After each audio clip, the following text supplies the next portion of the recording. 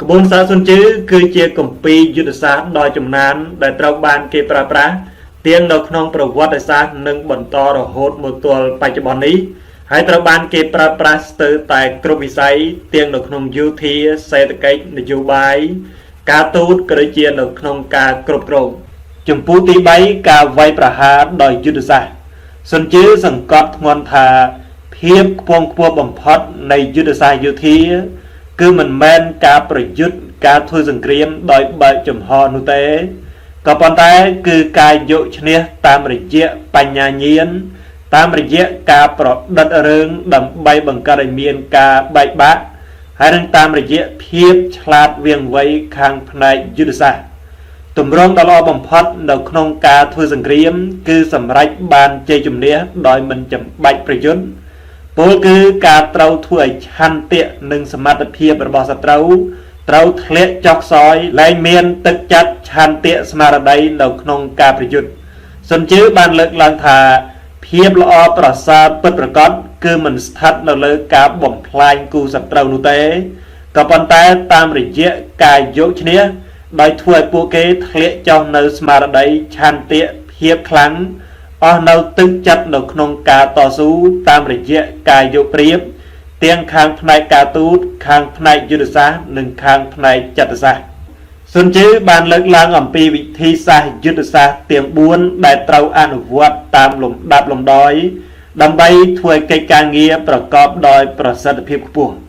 ตีมวยคือเต้าไว้ประหารตะเลิพานาการระบอบสตรูการบอจุมเฮียนได้ประกอบโดยอัตพลบ่มพอนนู้คือเต้าบ่มพลายในพานาการระบอบสตรูมุนเปได้ปูเกอาอนุวัตบานแต่นี้คือเปียปวนตนึงกาประโมลกายโยกาได้เมียนเพียบรอประสายเจียงการถ้วยสตรูเมียนกายโยจระล้อมตามระยะกายโยกาประชังตนึงกายโยกาการถ้วยกาไว้ประหารได้มันอาจอ้อยสตรูรมปึงกึนตุกบานเจมุนให้นึงการถ้วยสตรูเต้าโคจในพานาการระบอบปูเก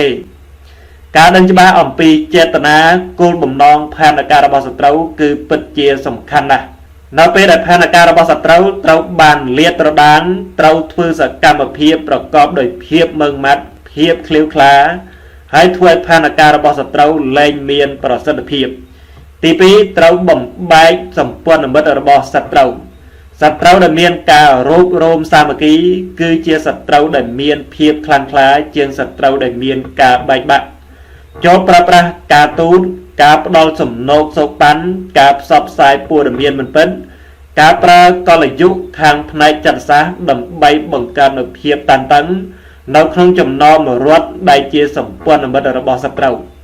จบสอบสายในเปียเจอจามารามบังกอยเมียนกาใบบะหนึ่งเพียบตันตังไตขนองระบอบสตรูหรือกาปดอลเละคันรอประสาตัดดอลกรมในบุคคลแต่งลายนาได้สถัดดอกนงจุ่มน้อมกูสัตว์เต้าระบายเยิง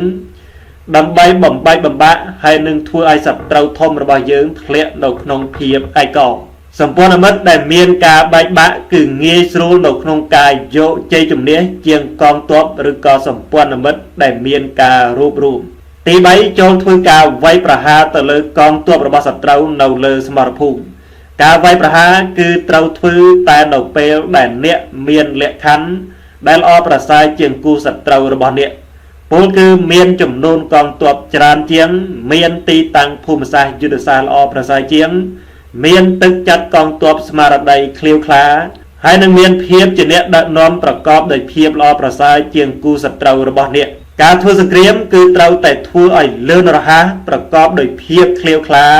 มอดจอดให้นังประกอบโดยยุทธศาสตร์ประสายตีบุญการลอมปวดตีกรองได้เมียนการเปลี่ยนออกนี้เราแต่เจียจุ่มเรือจังตรอยการทัวสเกรียมโดยลอมปวดเวคือเจกาเจียเราทนเทียนการจำนายเปลวลีให้นังการบ่งกอยเมียนการระบุการสลับบัดบองอายุชีวิตกรบเพียกีตึงรึกแต่จานเตาการลอมปวดได้โอบันไลระยะเปลวยูหนึ่งถ้วยทะเลเจ้าเนาสมาร์ไดถ้วยกาบกวดกวงเหมือนกรบกรันให้เชียนตโรเพียบจรบโบจรบอลนอกน้องจมน้อมกองตัวประบายยืนและปีนี้เวียก่อนหนึ่งบ่มพลัดบ่มพลายเนาเฮธาราชนาสมปวนได้เมียนดมไลเซ็ง សុនជឺក៏បានលើកឡើងអំពីកលយុគទាំង5នៅក្នុងការប្រយុទ្ធយកឈ្នះសត្រូវដែលមានកម្លាំងខ្លាំងជាងទី1ប្រសិនបើកងទ័ពរបស់យើងខ្លាំងជាងសត្រូវ1ទល់នឹង10នោះគឺត្រូវធ្វើការឡោមព័ទ្ធហើយនឹងកម្ចាត់សត្រូវចោលទាំងអស់ត្រូវកាត់ផ្ដាច់ប្រព័ន្ធនៃការផ្គត់ផ្គង់ហើយនឹងផ្លូវថយក្រោយទាំងអស់ទី2កងទ័ពរបស់យើងច្រើនជាងសត្រូវ5ដងចូលធ្វើការប្រយុទ្ធប្រកបដោយទំនុកចិត្តហើយត្រូវដឹងថាចំនួនដ៏ច្រើនរបស់អ្នកគឺអាចយកជ័យជំនះទៅលើគូសត្រូវបានយ៉ាងឆាប់រហ័ស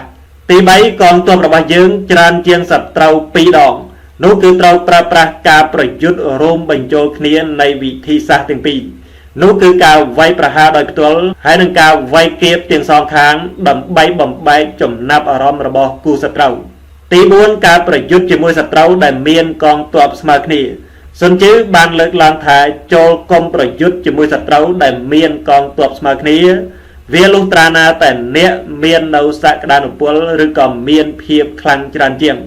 ទាំងខាងផ្នែកភូមិសាស្ត្រទាំងខាងផ្នែកទឹកចិត្តស្មារតីចិត្តសាស្ត្រហើយនឹងយុទ្ធសាស្ត្រនៅក្នុងការប្រយុទ្ធទី5ការប្រយុទ្ធជាមួយសត្រូវដែលមានគ្នាច្រើនជាងសុនជឺបានផ្ដល់យោបល់ឲ្យត្រូវតែជៀសវាងហើយត្រូវដកថយប្រកបដោយយុទ្ធសាស្ត្រត្រូវរៀបចំកែសម្រួលកងទ័ពឡើងវិញ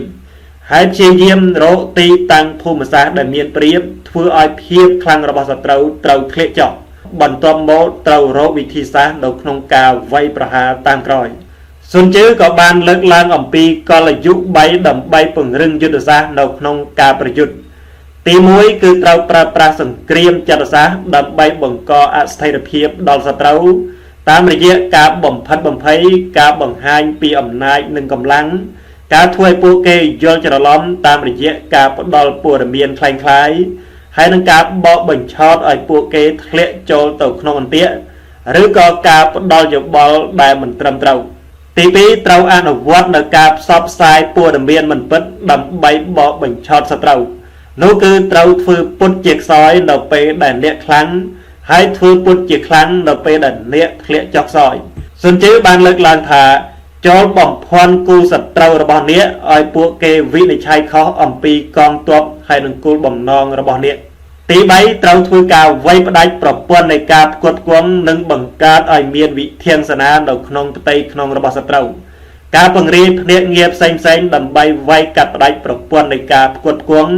ការផ្សព្វផ្សាយនៅភាពភ័យតក់ស្លុតហើយនឹងការពង្រីកឥទ្ធិពលទៅក្នុងចំណោមកងទ័ពរបស់សត្រូវនិងទីប្រឹក្សារបស់សត្រូវ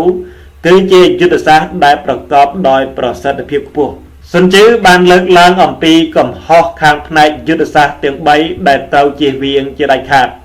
ទី1គឺការផ្ដល់បទបញ្ជាដោយមិនបានយល់ដឹងអំពីស្ថានភាពមេទ័ពត្រូវតែយល់ដឹងអំពីស្ថានភាពឲ្យច្បាស់លាស់ការផ្ដល់នូវបទបញ្ជាផ្សេងៗគឺត្រូវឈរទៅលើមូលដ្ឋាននៃការយល់ដឹងដ៏ច្បាស់ទៅលើសមរភូមិទីតាំងភូមិសាស្ត្រទឹកចិត្តស្មារតីកងទ័ពហើយនិងសមត្ថភាពរបស់កងទ័ពទី2ការអនុវត្តនៅអភិបាលកិច្ចស៊ីវិលនៅក្នុងវិស័យយោធាគុណសម្បត្តិរបស់មេទ័ពដូចជាក្តីមេត្តាករុណាការអនុញ្ញាតឲ្យមានការជជែកដេញដោលឬក៏នីតិវិធីត្រឹមត្រូវដើម្បីស្វែងរកយុត្តិធម៌វាមិនដំណើរការល្អទេនៅក្នុងសមរភូមិទាមទារឲ្យមានការសម្រេចចិត្តលឿនរហ័សការអនុវត្តនៅបទបញ្ជាតឹងរ៉ឹងហើយនឹងប្រកបទៅដោយភាពបត់បែនទី3ការតែងតាំងមេទ័ពដែលគ្មានសមត្ថភាពមេទ័ពត្រូវតែមានបទពិសោធន៍នៅក្នុងការប្រយុទ្ធមានសមត្ថភាពនៅក្នុងការគិតប្រកបដោយភាពជាក់លាក់ទោះបីបើមានសម្ពាធខ្លាំងអាចរក្សាទឹកចិត្តប្រកបដោយភាពស្ងប់ស្ងៀមខណៈពេលដែលសត្រូវកំពុងតែធ្វើឲ្យច្របូកច្របល់ហើយនឹងអាចបញ្ជាគ្រប់គ្រងទ័ពប្រកបដោយប្រសិទ្ធភាពការតែងតាំងមេទ័ពដែលគ្មានសមត្ថភាពនឹងធ្វើឲ្យកងទ័ពគ្មានរបៀបរៀបរយគ្មានប្រសិទ្ធភាពនិងទីបំផុតគឺបរាជ័យសិល្បៈនៃការវាយប្រហារដោយយុទ្ធសាស្ត្រគឺស្ថិតនៅក្នុងការព្យាករណ៍ការប្រមាលមើលពីអនាគតការប្រឌិតរឿងដើម្បីបង្កឲ្យមានការបែកបាក់ហើយនឹងភាពជាអ្នកដឹកនាំច្បាស់លាស់ជ័យជំនះដ៏ល្អបំផុតគឺកើតចេញពីការធ្វើឲ្យសត្រូវបាត់បង់នូវឆន្ទៈស្មារតីហើយនឹងកម្លាំងចិត្តនៅក្នុងការប្រយុទ្ធ មេតបដែលយល់ដឹងអំពីចរិតលក្ខណៈធម្មជាតិរបស់មនុស្សដែលយល់ដឹងអំពីចិត្តសាស្ត្រស្គាល់ច្បាស់អំពីភាពឃ្លាវខ្លាននៅក្នុងវិស័យនយោបាយហើយនឹងស្គាល់អំពីពេលវេលាច្បាស់លាស់នឹងអាចបង្ក្រាបប្រទេសផ្សេងៗគូសត្រូវផ្សេងៗជាមួយនឹងការខាតបង់តិចតួចបំផុតនៅក្នុងសង្គ្រាមគឺប្រៀបដូចជានៅក្នុងជីវិតពិតជាក់ស្ដែងចិត្តគឺមានអានុភាពជាងអាវុធហេតុនេះការដែលវឹកហាត់ចិត្តឲ្យឃ្លាវខ្លាឲ្យមុតមមប្រកបដោយភាពឆ្លាតវៃចេះប្រមើលមើលពីអនាគតចេះវិយតម្លៃនេះគឺជាចំណុចខ្លាំងរបស់មេតបឬក៏ជាចំណុចខ្លាំងរបស់ថ្នាក់ដឹកនាំ